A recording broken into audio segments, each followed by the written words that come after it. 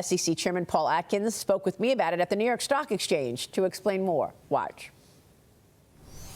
Mr. Chairman, thank you so much for sitting down with us. Well, thanks, Maria. It's great to see you and to be with you today. It's been 30-plus years since I first came to the exchange to become the first person to broadcast from the New York Stock Exchange. But just in that 30 years, we've seen huge change. So how are the markets, the capital markets in America, different today than 30 years ago? Well, huge shifts. Obviously, there's electronic innovation, data processing, and all of that has done away with the floor and the open outcry system and things like that. To now it's all electronic. But it's very interesting. So 30 years ago, I was a young staffer at the SEC, so this is now my third time at the SEC. Back in the early 90s, believe it or not, individual investors owned more than half of the total capitalization of public companies. And so now, of course, that's changed, and individuals now don't own it directly so much as they own it through other vehicles. So, through pension funds, through ETFs and mutual funds, and those sort of common type of investment vehicles. So individuals are still obviously very important to the marketplace. Retail investors, as we call them, are really important. But that has shifted. Things have shifted, and so the markets, are faster now and very dynamic, obviously, and they're global. And so that whole thing, and now the next step is coming with digital assets and digitization, tokenization of the market, and that'll bring, I think, huge benefits to come with respect to decreasing risk and making things much more predictable and transparent on-chain. Let me stay there for a moment, because you just said that individuals at one point they own shares in companies. Today they can own direct shares, or they could do it through index funds or ETFs. The idea of tokenization and having investors own tokens of a larger blueprint of a company. Explain that to us. Where is this going, and what is tokenization? Well, so tokenization is the idea of using then smart contracts or tokens on-chain to be able to, that represent, say, an underlying security. And so then that tokenized security is a security and would be subject to SEC rules by law.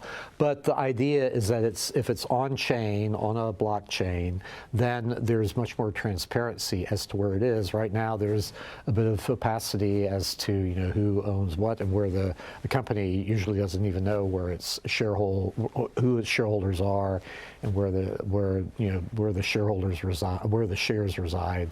So tokenization has the benefit of potentially having, instead of T+1 now trade date +1 for clearance and settlement, the prospect of maybe T0. Now, depending on the instrument, and we have to think about netting and all sorts of other things with respect to some instruments. But in principle, the idea of on-chain delivery versus payment and receipt versus payment, DVP, RVP on-chain, is a prospect of de-risking the markets, making them much more transparent and then sure as far as clearance and settlement, because it's always that the gap between clearance and settlement and then delivery and payment is the real introduces risk into the system. Do you expect this is where financial services is going? Are the major banks and the brokers out there today moving increasingly toward tokenization? Oh, absolutely. And it's the way the world will be, here in the, maybe not even in 10 years, maybe even a lot less time, maybe a couple of years from now. So I think that all of this modernization of the markets, I think, is good. And the trouble that we've seen here over the past few years is that the SEC, unlike historically, it never was necessarily at the vanguard of pushing new innovations. It was always a little bit behind the market, of course. But here recently, it's been almost standing athwart the marketplace, and as it's as all these new innovations were coming about. So that's no more. We're actually embracing it, and I believe that we need to be embracing it to keep the United States at the forefront as far as cryptocurrencies and whatnot. There were really only 2 countries in the world here in the last few years that were working to make cryptocurrencies illegal, and that was Communist China and the U.S. through the SEC. So that's changed. It's a new day now, and so we want to embrace this new technology, bring it onshore where it can work under American rules, and with the implosion of FTX offshore, LedgerX didn't skip a beat.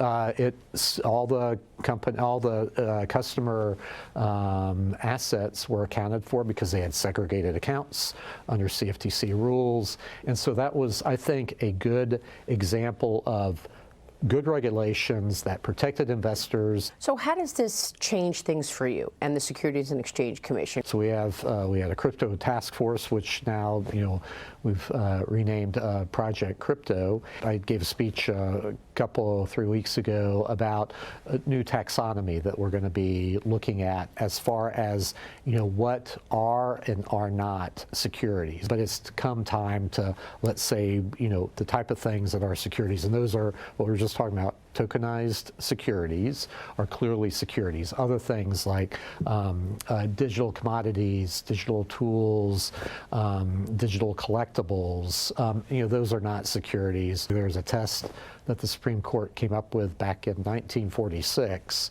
called the Howey test as to what is or is not a security or an investment contract. So we're going to stick to that law, and we are going to define it.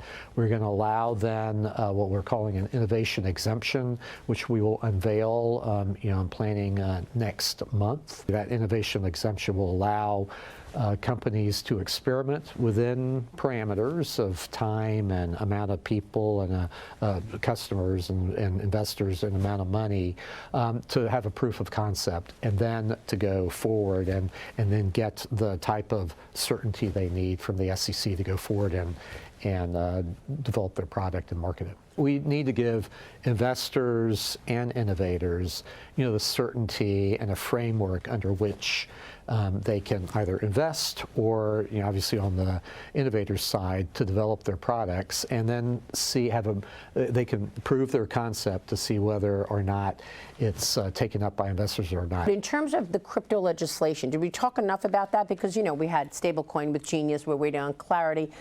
Is this the same kind of backdrop for digital assets that we were talking about, or is this something different in terms of the crypto legislation that we're waiting on?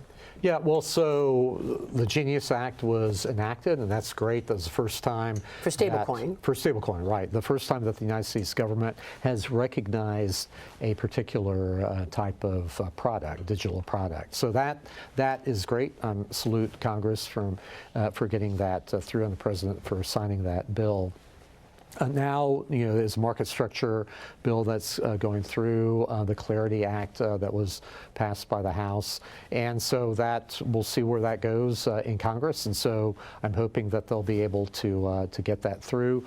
But in the meantime, we in the CFTC will be, and already are, actively working on harmonizing our 2 systems, because for too long the 2 agencies have been discordant, and I think we will be able to really work closely with them to make sure that we are harmonized. Our rule books are harmonized, because I've said over the years, like the fields are littered with the dead bodies of would-be products that kind of got caught in the crossfire between the 2 agencies over the last 40 years. It's terrible, and so we should be working for the investors in the United States, for innovators, so that they can, so that our marketplace can be more efficient and be de-risked. And so we can do that by marrying the cash markets and then the derivatives and future markets, and how the 2 agencies approach it. We can do so much together, linking arms and focusing on our job. The CFTC has great expertise. Obviously, in those futures and derivatives markets. We have great expertise in the cash markets, and there is just no reason why we can't collaborate. We will collaborate, and I think that the markets will be better for it. We've got more with the chairman from the Securities and Exchange Commission, but Marcus, I want to get your take on what he said about tokenization. Yeah, I want to celebrate 30 years of you being on the floor, being a pioneer first. The hair was good back then. I hope that everybody too. has a chance to watch that full interview because it's fascinating. And to think about tokenization, I think investors need to really understand what that is. And it's a complicated topic. It's taking real world assets and allowing people to buy fractions of them. And this settlement idea of whether it's on T0 at 1 day or 0 days is one thing, but to democratize the ownership of real world assets in a way that people can digest is complicated. What I worry about is how do general consumers absorb that information? I'll make it really simple.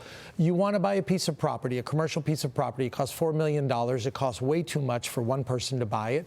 People can now pull their money. The three of us can pull our money together. We can each buy a little bit. We can find 2 other people, get a mortgage, and now we own this investment property. It's like taking a single asset and making it similar to a public stock.